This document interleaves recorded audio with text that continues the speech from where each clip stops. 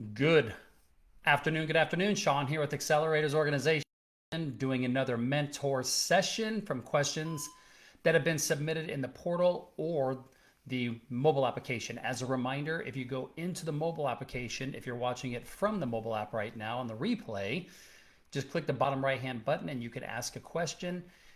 We have a service called the Better Answer, and there's an explanation of what the Better Answer is in the portal, the website portal. Under the start section, there's a video on what the Better Answer is if you don't know how we answer questions. So here we go. Here is the first question.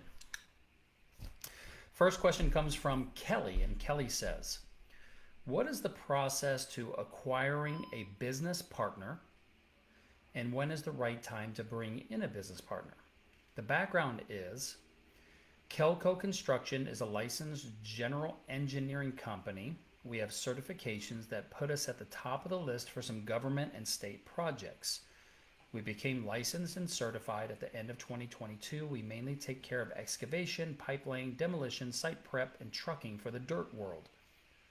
Lately, I've been wondering where we need to be in order to attract an interested business partner or partners and what that process is like. All I know is that I would need to be a 51% owner in order to keep the company disabled veteran business enterprise and disadvantaged business enterprise. Thank you. Kelly, I've got a bunch of different mentors answering this one for you. As it relates to finding business partners, one of the things I can recommend is to have a clear understanding of what you would be looking for in the realm of a business partner. It's just like looking for a team member to join your team. What is it that you're looking for from them? Are you looking for, in a business partner, are you looking for just money? Are you looking for contacts? Are you looking for industry partners that also provide a complementative service to what you already do? So what is it that you're looking for in a business partner? That way, when you have a clear understanding of what you want, when you get out there and network, you can bring up the conversation in order to determine if anybody knows of anybody that's looking. Generally speaking, finding business partners are going to be done in a networking capacity. You're going to just get to know people out there, networking, building relationships, and if you let people know that you are open to it and you're proactively looking and what you're looking for, then people could respond and say, well, I do know somebody who might be interested. Sit down and think about what you want from a partner, what you'd be willing to give up, or if it's negotiable and flexible, and then just start having dialogue. And you never know what can happen, but it usually is going to come from traditional networking and getting to know other people within the industry. Okay, hope that helps.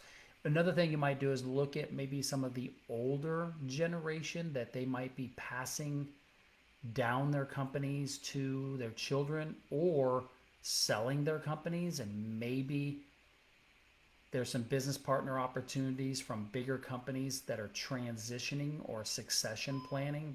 That might be an option. So hopefully that can give you some ideas on that.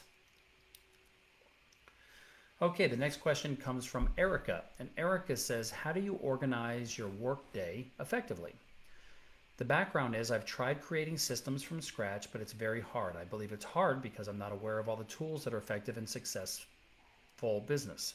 And if I'm unaware of it within myself, I want to learn how to prioritize the important things in my business so that I can feel that I'm making 1% progress each day. And right now I feel lost. Well, I have never bought into the 1% per day thing myself, but I hear that on social media. And if that works for you, great. I've talked about this on our Zooms, our weekly Zooms, that there is a matrix, and I'm in the process of putting together an AO branded time management thing around this, and it's called the Eisenhower Matrix. There are tons of articles. I don't know if there's any books, but there's definitely tons of articles around how to use the Eisenhower Matrix to get things done and prioritize your day. One of the things that I have always done, that one of my coaches who was extremely successful taught me was good old fashioned pencil and paper. I write down a list and I call it my parking lot. And I put everything that I think that I want to get done, whether it's around the house and my business, whatever. And I put it down. When it was in my business, I had a business parking lot. Now I kind of combine both of them because I work from home. But I put down a list of everything imaginable that I want to get done. And then each month, I use the Eisenhower matrix and I say what's urgent and what's most important. And I put those in the month of May or the month of June. Then every Monday, I review it and see if there's anything new that I need to add to that list that I can get done that month. And then the rest I just keep carrying over because it's not urgent, it's not a high priority, and it's something that is a desire of wanting to get done, but it's not really that important. And this keeps me from getting overwhelmed of all the things that I want. There's certain things that I'm just like, it's okay if it's on my list. I know it's something I want to get done, but I'll get to it at some point. Additionally, every single morning when I'm sitting out with my protein shake on the balcony, I look at my calendar that I have for the day of the appointments that I have, and then I write out a list of all the things that I'm going to get done today. And I say, if I get all of these things done today, I had a very successful and productive day. And I have my marching orders. I know what I'm going to get done. I start to kind of look at when I can place those things in different areas of my time, and I make it happen. Now, when running a business, there's some additional time management and color coding you can do in a calendar as it relates to color coding your activities. There's red for money-making opportunities, there's blue for administrative, and there's green for just time off, and you can color code and start working. But that's very difficult to do until you have a team around you that you can delegate to in order to do things like that. But that's kind of how I manage my schedule. I hope that helps. I've always just said, pencil and paper, here's what I'm going to do today. Here's on my list of everything that I do want to get done, and then prioritize. It's always worked great for me. And some of the most successful people I know, that's what they do. They use a piece of paper and a pencil, and they just keep track. They keep track. Hope that helps. Okay. The next question comes from Erica. Erica says, how do you reignite day one within yourself so that you can get back to the day one grind?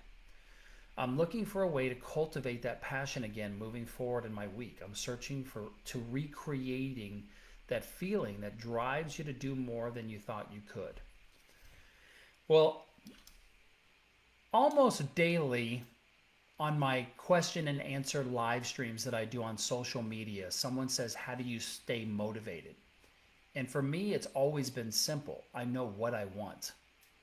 I am very intentional in knowing what I want in my life. And what I want could be macro in a major goal that I'm working for in my life, or it could be micro in this is what I want to have happen this year, or this quarter, or this month. But I know exactly what I want. And when I have something that I want, it is ingrained in my nature to work my butt off to get it. I am extremely motivated to make it happen. Sometimes that motivation could be to get in better physical condition, lose some body fat, gain some muscle, and I get dedicated on that. I work out every single morning, eat healthy during the day, and work out at night, do some intermittent fasting, take my vitamins, drink lots of water. I get very focused. Same thing in my business life. If I know that I want to make money, I say I got to do these specific activities every day without question, because these activities lead to me making more money. I'm very intentional with what I want, and I'm very intentional with doing the things that are required. And that's what keeps me motivated, is knowing what I want, and then knowing it's not just going to get handed to me. I've got to do the work. And in the beginning, when it was just myself, there were lots of things that I didn't want to do, but there was no one else to do them. And I was motivated to get the outcome. And so I did the work that was needed to be done. I hated the price, but I loved the prize. And I was the person that had to pay that price. Okay. And that's what motivates me. I hope that helps.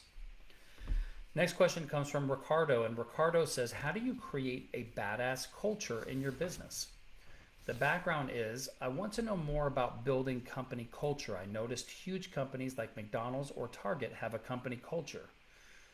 What has made your company culture successful? What was the factor that attracts more of the right people and clients? Thank you. I'm looking forward to hearing more about this. Okay, I don't know if I would use the current day McDonald's and Target as great places to use an example as company culture, because I'm not really too happy with the company cultures of those types of organizations these days, but they sure do have a corporate culture at the main headquarters, if you will. The great thing about being a small business owner is, generally speaking, the company culture is going to follow the voice and the vibe of its owner, of the small business founder. Your culture, your personality, your characteristics, your morals, your ethics, generally speaking, will be the voice and culture of your small business. It isn't until you develop a company with 25 or more team members, like full-time team members, where you then can rebrand and reignite a new corporate culture with new core values and a new voice. So generally speaking, Ricardo, you are going to be the person that sets the tone for the culture. And one of the things that's important is to document and write down what that looks like and feels like. And this is part of the brand strategy that we talk about. This is also part of putting together a great brand identity. The logo, the colors, the furniture, fixtures, and equipment in our businesses, everything needs to reinforce the culture. Everything. I'm talking everything. So that's where we start to build out the culture, is living and breathing it in everything we do. When your employees walk into the place of business, is the brand felt? So whatever you want your brand to feel like, the aesthetics and visual have to also represent it. It also has to be represented in the break room, the types of snacks, the types of food that you offer, the coffee machine, the type of coffee, all of those little things, every single little thing, is it what's called on brand? Does it meet and exceed exactly what the brand culture is supposed to be about? It has to go deep into the veins of your very existence as an organization. And that's what creates company culture. And it's a daily thing. We work on it every single day. So those are the things that we did, and I did as a CEO, to create company culture. Initially, it was all about me. And then as the company grew, it became about the company and the team. And so that's how we started. Okay? I hope that helps. I would start off with brand strategy, then go to brand identity, and then carry that into your business. Okay, next question comes from Rowett. Next question comes from Ricardo. And Ricardo says, how important is personal development and professional development in a company's growth? The background is, I own and operate a barbershop business. I have personally been involved with more personal development, and I have noticed a huge impact on my personal growth. I know there are many successful entrepreneurs that answer this, so I want to know if that is an actual factor that played a role in their achievements. Thank you. The personal development that I did when I was growing my last business, I didn't put a lot of growth into me personally for my own sake of personal development and happiness. I put in more professional development, learning how to be a better leader, learning how to be a support to my team, learning how to create opportunities that kept the company growing. I learned a lot of the EOS system, the entrepreneur operating system, and holding daily meetings and huddles and weekly leadership meetings and things like that. I didn't do a lot of personal development until after I became successful professionally. I was really focused on my professional development. But I do believe that the leadership training that I went through by going to different workshops on leadership and then going back and implementing that and truly growing a successful enterprise forced me to grow as a person. And that did have a little bit of bleed over, but I didn't start getting into personal development until long after I built, a successful professional career.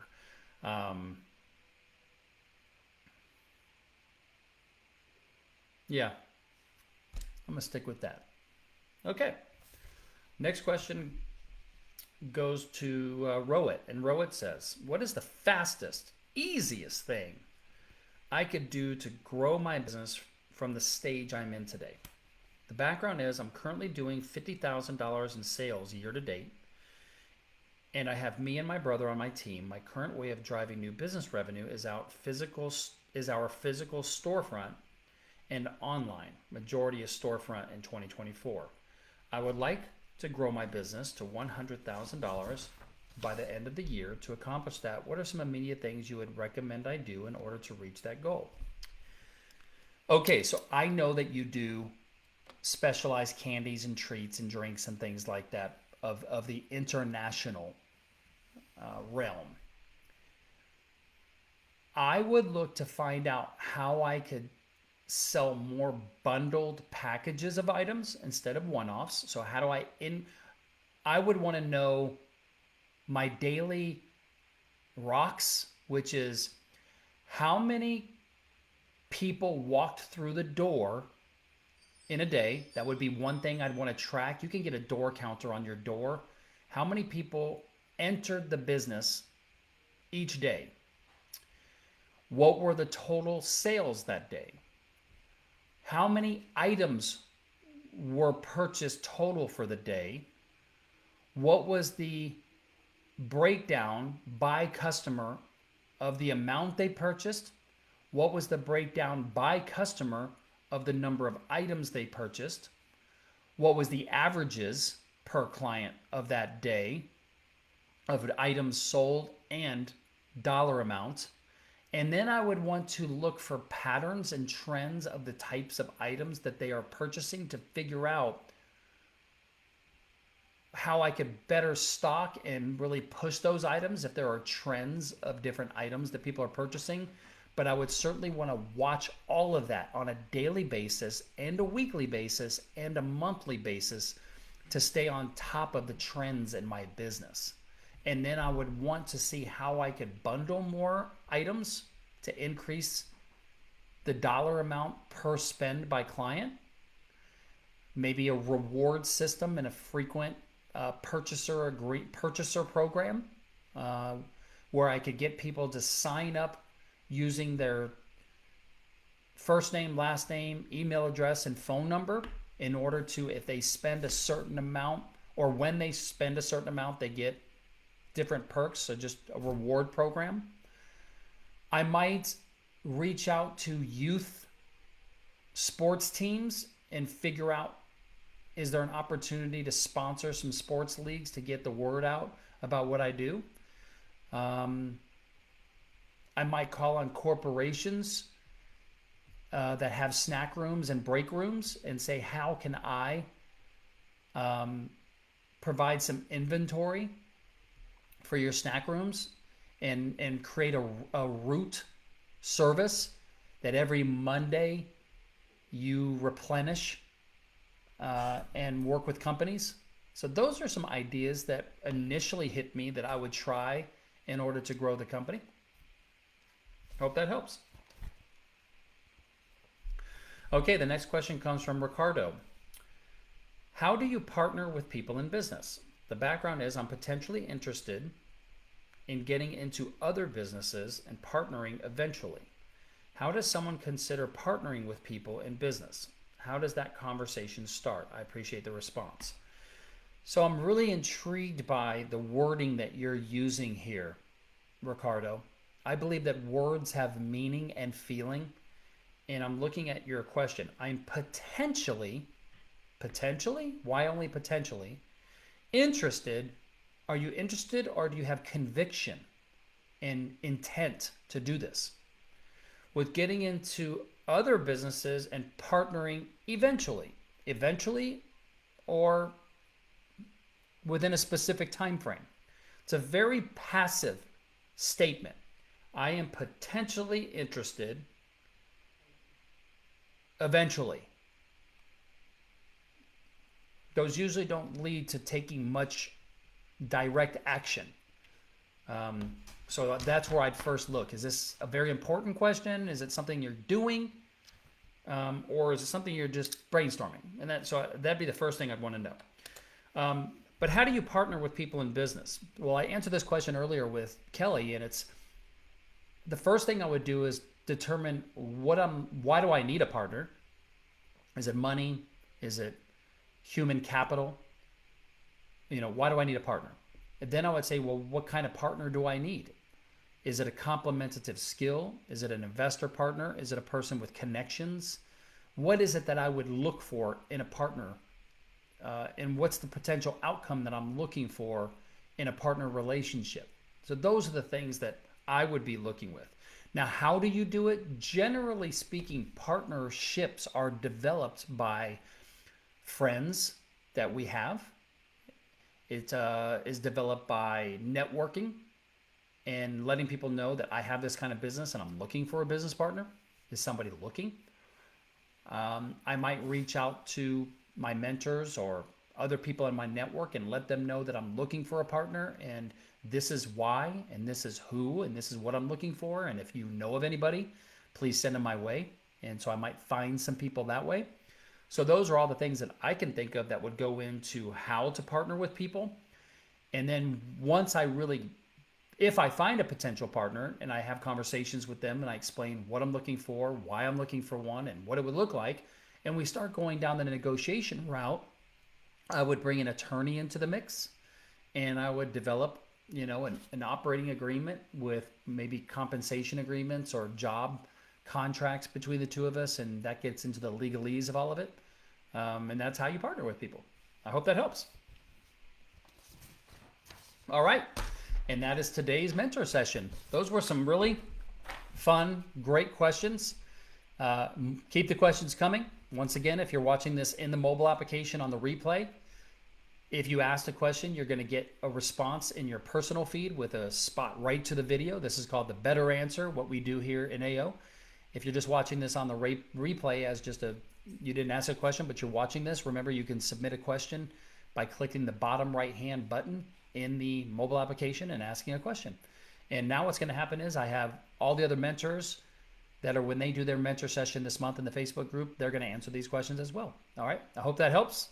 I will see you on the next mentor session, or maybe I'll talk to you on the phone, or I might see you on the weekly Zoom on Sunday, hopefully. All right. Hope you have a great day, and I will see you soon. Peace out.